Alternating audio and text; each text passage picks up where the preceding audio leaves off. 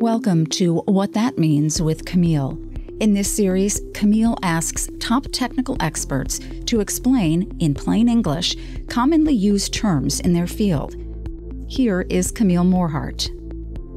Hi, and welcome to today's podcast, In Technology, What That Means. We're going to talk about deep fake today with Ilke Demir. She's a senior staff researcher in Intel Labs, and she studies all kinds of things. Help me out here. 3D, computer vision, what else do you look at?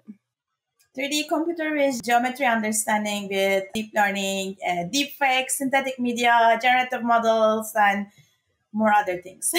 I'm going to jump right into synthetic media because I was just looking at something like that. Are you talking about anchor people who are actually generated and delivering the news, or is this something else? Synthetic media can be everything around deep fakes, which is like facial reanimation and facial retargeting. It can be completely new people. It can be completely new humans. It can be 3D models of buildings or cities or like galaxies. So all of that is synthetic data in general. We're going to spend a little bit of time on deep fake.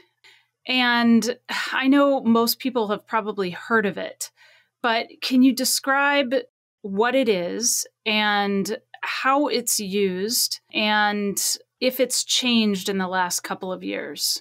Synthetic media, videos, images, audio, or combination of them, where the actor or the action of the actor is not real. So you may be seeing me like that, but are you sure it is really me, or is it a deep fake of me? I think that is the most prevalent example.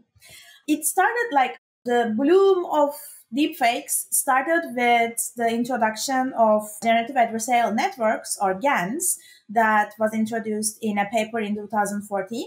And in that case, it was like a very blurry faces with maybe grayscale. Like you look there, you see some kind of face, but not really photorealistic.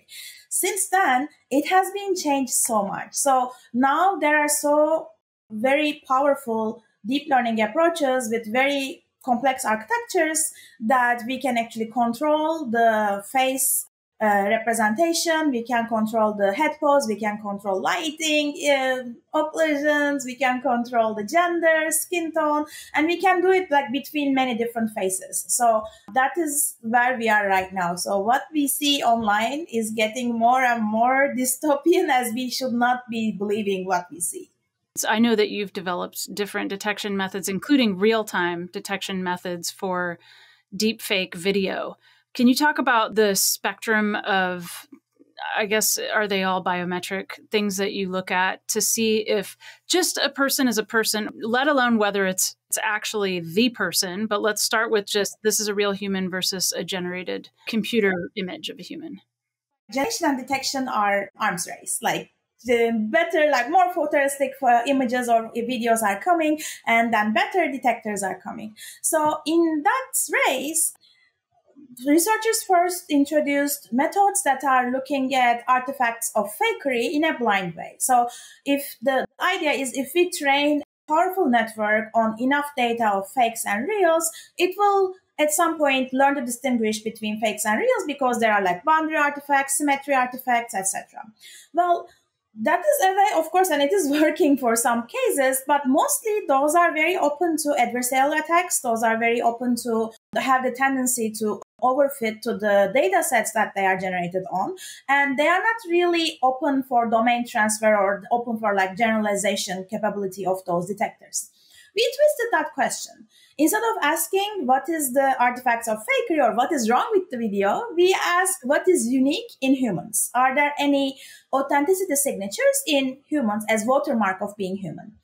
Following that kind of thought, we have many different detectors that are looking at authenticity signatures.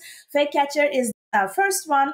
We are looking at your heart rate, basically. So when your heart pumps blood, it goes to your veins, and the veins change color based on the oxygen they are containing. That color change is, of course, not visible to us humans. We don't look at the video and say, oh yeah, she's changing color. We don't do that. But computationally, it is visible. And those are called photophotoseismography, PPG signals. So we take those PPG signals from many places on your face, create PPG maps from their temporal, spectral, and spatial correlations, and then train a neural network on top of PPG maps to enable deepfake detection. Now, that FakeCatcher is just one of them. We also have other approaches like eye gaze-based detection. So normally humans, when we look at a point, they converge on a point, right? But for deepfakes, it's like googly eyes. Of course, not as visible, but they are less correlated, etc. So we collect all the like size, area, color, gaze direction, 3D gaze points, all those information from eyes and gazes, and train a deep neural network on those gaze signatures to detect whether they are fake or not. And I remember a couple of other things from your research with eyes, because eyes were actually a little bit more specific, or let's say the error rate was lower with eyes than the PPG, right? Not exactly. On the same data set, the PPG detection accuracy with PPG is higher than the detection accuracy with eyes because PPG is looking at the whole face, but the eyes are just looking here. So the information content that they're extracting signals from are smaller, and that is expected to reflect in the accuracies that the eye gaze-based detection is a little bit lower. It's not as low, like very low, but it is lower than FakeCatcher. If there are like eyeglasses or like some occlusion on the eyes, or the eyes are very small that we cannot see the pupil, etc., in that case, FakeCatcher can still look at the face and give a dependable deepfake accuracy. And we foresee that ensemble of such authenticity clues in a platform will give us algorithmic consensus so that all customers or companies can depend on. I'm sure it's like you said, it's this arms race. And so then the computers or AI will figure out how to generate a convergence of vision, fake the convergence of vision so that we can no longer find that out. They'll fake the vertical scanning that humans do, and we can no longer detect there. And then they'll figure out how to make sure the pupil or iris aren't changing in size as much as they're doing now. Ultimately, are we going to need to be looking at actually an individual human and saying, okay, this is your heart rate, so we know that you're the one speaking, or this is your gaze, as opposed to just a human, a generic human gaze? Person identification is a completely broad research topic. We haven't invested our resources yet. We are just looking at the problem as fake or real detection. For heart rate, it is very unique to humans. So if you have the actual heart rate that is measured, that heart rate and how it is changing can be strong signal to identify a person, identify that like it is Ilke that is talking. But finding that heart rate exactly from the video is not really possible because there are so many things that are changing. Even if you are looking at my face with no occlusions, no lightning conditions, the camera parameters may add something. The illumination may add something, like something passing by my window, creating a shadow on me may affect the PPG signal. So exactly finding that unique signature per person from video is very hard. So you're not looking into watermarkings, for example, an individual human, or identifying an individual human and then saying, validating that that is the person whose video it is. We are finding that real humans collectively have PPG signals that is consistent on their faces. Okay, I have heard some people claim that, did you see the movie Maverick, the new one that came out? Not yet, sorry. Oh, okay. Well, it's got Tom Cruise and a bunch of folks in it.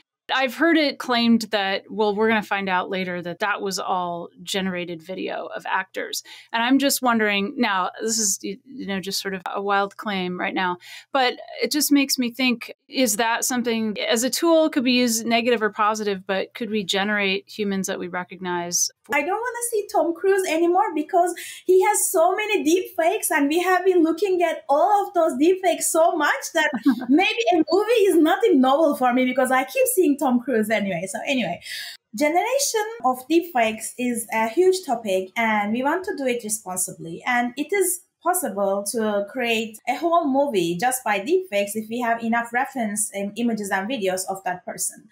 Not for 2D movies, but actually for 3D. We have a story to tell here.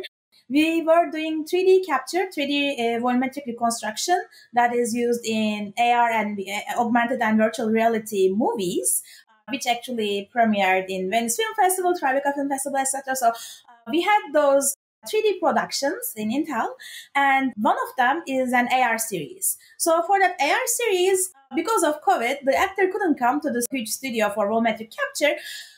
we said, okay, like take a video of yourself at home with the script so that we can actually make a 3D deepfake of you using the 2D footage that you give us and using the earlier 3D footages that we took, that we reconstructed of him.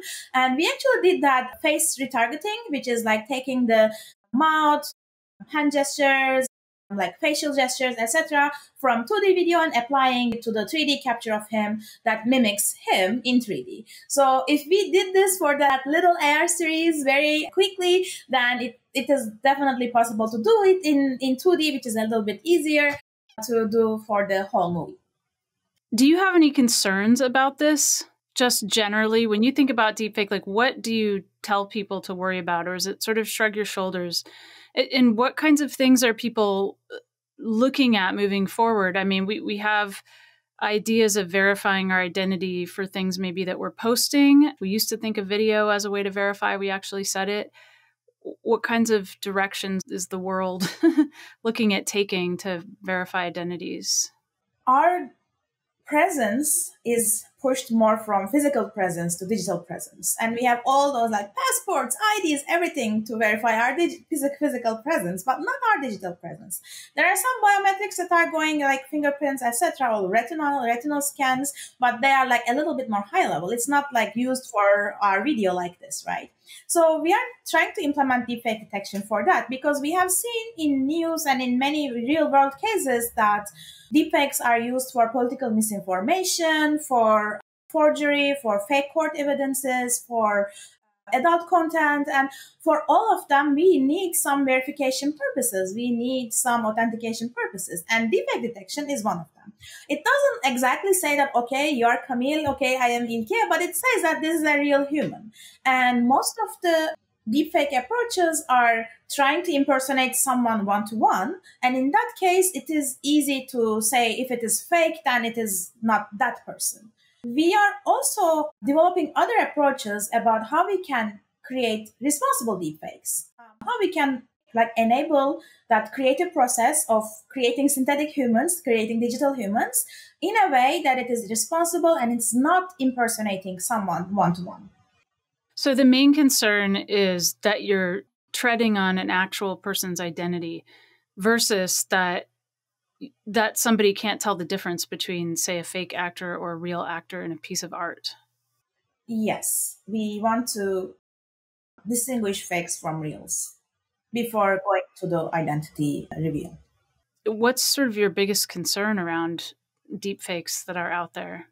Recently, there was a video on social media platforms of Ukraine President Zelensky giving misinformation about the Russian invasion of Ukraine. So instead of that fake video not being uploaded to the platform or not being marked as something, the platform waited for it to be reported as fake for everyone went oh, this is not real, this is not real, this is fake. And then something was done. But just put yourself in the place of those people inside the war, inside the invasion, and they are trying to, they don't have that, oh, may it be fake mindset. They are something is coming, new information is coming, we need to believe he's saying that, etc. So in that emergency situation, you don't have that critic eye that is looking for fakes.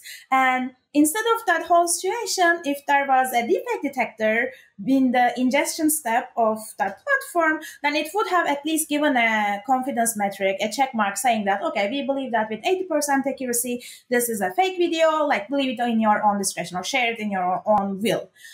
That didn't happen. So this is just the beginning. And especially for elections, especially for defaming purposes, etc., deepfakes are really going there. There are certain individuals that are really affected from those consequences. And we don't want that to happen. And that is the worst part, I guess. Is that kind of the extent of where you think it's headed? That there'll be, we'll just say bad actors, I guess, out there impersonating people and putting things in their likeness that aren't true? Or is there some other kind of place that this could go? Well, that is the immediate case, right?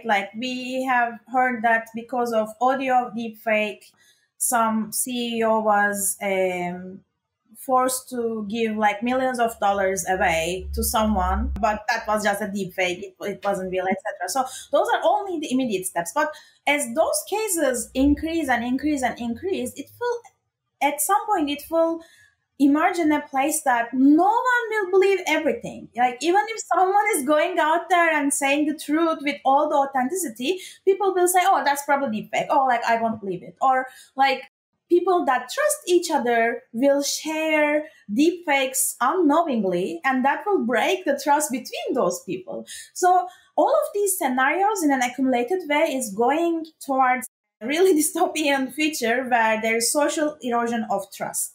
And that social erosion of trust is not only affecting the future of media, future of digital personas, it is affecting the future of us as our culture. Our trust is degrading. Our things that we see are degrading. Like, all of these combined in a, like, where you want to be heard, where you want to be seen, you won't, because everyone will think that it is a fake, or like everyone will lose the faith in videos, in digital formats. So will there be ultimately then some kind of movement toward establishing provenance when videos are made? Or by provenance, I mean the origin can be proved somehow or attested somehow as the true source? Exactly. You are just on that point. I was about to say that. So, of course, this is like the like evil future from generation standpoint. But from like other research, of course, there's detection as the short term. But for long term, there's media provenance research that is going on very in a collective way. And media provenance is knowing how a piece of media was created, who created it, why it was created. Was it created with consent? Then throughout the life of media, was there any edits? Who made the edits? Was edits like allowed? Like, all of the life of media and what happened to it will be stored in that provenance information. And because of that provenance information, we will be able to believe what we see, saying that, okay, like, we know the source, we know the edit history, etc. So this is a legit piece of media, which is original or fake, because there are so many creative people, like visual artists, like studios, and those are like, those have been creating synthetic media and synthetic data like through their lives. So we want to also enable that. For that purpose, there is currently a coalition, C2PA, Coalition for Content Protection and Authentication. That's a coalition for media provenance with Intel and Adobe and Microsoft and ARM and several other companies, where they put together all the beautiful minds of all of those people to create open technical standards, to create policies around content generation, media provenance, and how we can enable and protect the trust in media all at the same time. And hopefully our future research is also following in that direction. Sorry, I cut you. No, I'm just wondering, as we move toward testing to people's identities, like you're saying, or provenance of media, are we going to then have to rely on some sort of central authority to kind of check that this is verified? Or are we going to be able to do that in a distributed way? Or will it be a hybrid? That is a perfect question. There are several ideas about that, but our research is to actually make media live on itself. So the authenticity information should inherently be embedded in the media itself. So we can, like watermarks that have been used. Like in the file, you mean? Yeah, in the file, but in the file in a way that it is protected and not changed, right? So we want the media to be self-explanatory and self-authentication enabled. So, for example, if we have all of these generative adversarial networks that are creating very nice synthetic media, can we actually embed the authenticity information and provenance information inside that media? So when it is rendered, or when it is consumed, or when it is downloaded, the authenticity information is decoded and it gives the information. If it is a fake piece of media or unauthentic version, then the decoder will say that, well, this is not the key. This is not how it was created. So this is not it. Our research will be more focused on that, but there are other like crypto-based systems or like blockchain systems that are doing that authentication and verification of genuine media. Is what you're talking about just before the crypto systems, is that hardware-based or software-based or both?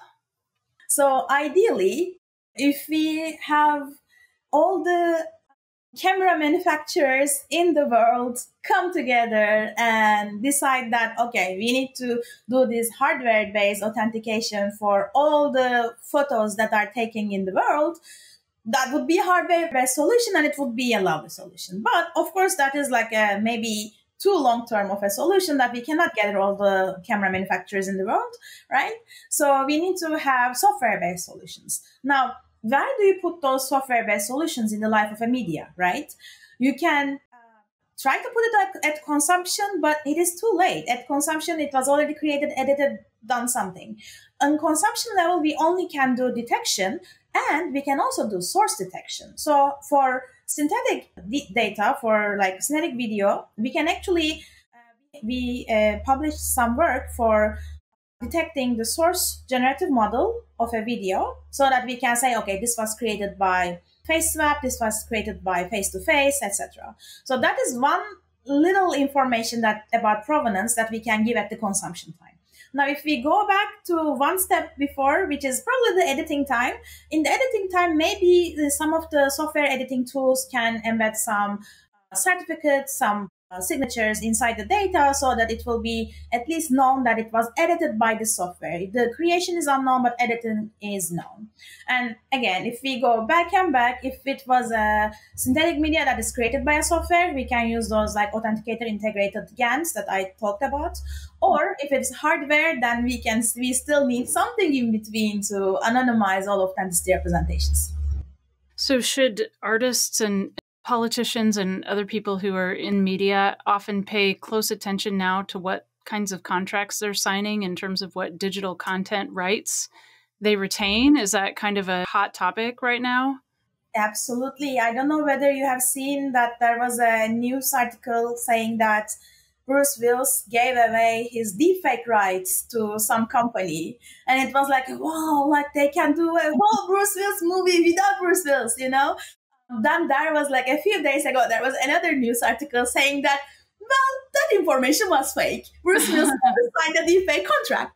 I think people are like, and especially in those cases, people are looking at more and more. I still wonder, like all of those Tom Cruise videos, like do anyone pay for Tom Cruise's likeness in that video if that video is going viral and they are making money from that video, like for example, right? Or is there any revenue to Tom Cruise because his face is used? I don't know. So the laws and policies around deepfakes are emerging currently from different parts of the world, from governments. I think in US, deepfakes are still under fair use because they are different domains and for entertainment, so they don't need to be. I don't want to give wrong information about that. We actually had a nice collaboration in UCLA with some legal people that are working on that topic, so I would definitely refer those questions to them. But basically, that's the current landscape right now. What advice would you give all of us who don't have access to real-time deepfake detectors? What are we supposed to do right now when we see things? Of course, I won't say send them to me. We don't have that much capacity. Well, we are running FakeCatcher. Anytime we see a viral video, we are like, okay, let's run FakeCatcher, and it catches. But yeah, of course, hopefully we are having some conversations with different companies about how we can present this to the users, open it to public, or at least can use it in their workflow whenever they have to verify third-party information, or whenever some platforms are encountering those fake videos. So hopefully everyone at some point will have reach to those. And if you want to be one of those enablers, then reach out to us. So what should I tell my kids then when they're watching internet videos? How should I let them know, or how should I prepare them? I would say don't believe everything you see digitally. It may be incorrect, or it may be on purpose to deceive you. Hopefully there will be some online tools that they can actually consult to when they see some suspicious videos. So yeah, keep an open eye for things to not be correct, not be real. Again, Ilke Demir is Senior Staff Research Scientist in Intel Labs. What is FakeCatcher before we sign off? FakeCatcher is the deepfake detection solution that is created by me and my collaborator Umur, Aybars, Ciftci to catch deepfakes based on heart rates. So based on PPG signals and how our veins are changing color based on our heart rate, we can find that deepfakes are fake and real humans are real. Thank you very much, Ilke, for your time. I really appreciate it. Thank you, thank you. Never miss an episode of What That Means with Camille by following us here on YouTube or search for In Technology wherever you get your podcasts. The views and opinions expressed are those of the guests and author and do not necessarily reflect the official policy or position of Intel Corporation.